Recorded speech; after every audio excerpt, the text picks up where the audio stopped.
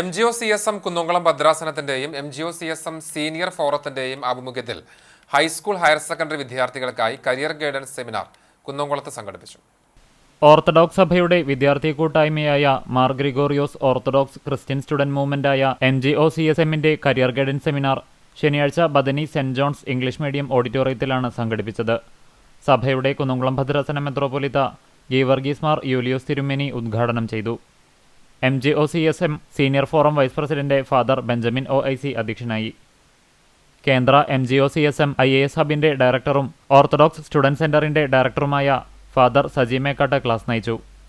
ചടങ്ങിൽ ജീവകാരുണ്യ പ്രവർത്തനങ്ങളുടെ ഭാഗമായുള്ള പഠനോപകരണ വിതരണം നടന്നു. ഭദ്രാസന സീനിയർ വൈദികൻ father Pathrose J Pulikkottil, MGSM Kunnamkulam ഭദ്രാസനം vice president father Joseph Jose, Kunnamkulam ഭദ്രാസനം general secretary Abiya M Samuel, MGO-CSM senior forum secretary Nixon PI എന്നിവർ സംസാരിച്ചു. ഭദ്രാസനത്തിലെ നിരവധി വൈദികർ സംബന്ധിച്ചു. ഉപരിപഠനത്തെ സംബന്ധിച്ചുള്ള വിവിധ മേഖലകളിൽ നിന്നുള്ള പ്രഗത്ഭരുടെ സാന്നിധ്യവുമുണ്ടായിരുന്നു.